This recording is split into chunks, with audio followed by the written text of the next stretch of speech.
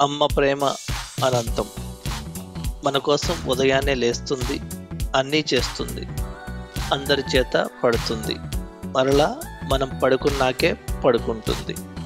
మనం కడుపున పడిన దగ్గర నుండి మనం కాటికి వెళ్ళేంత వరకు మన భవిష్యత్తు గురించి, మన సంతోషం గురించి ఆలోచిస్తూ ఉంటుంది.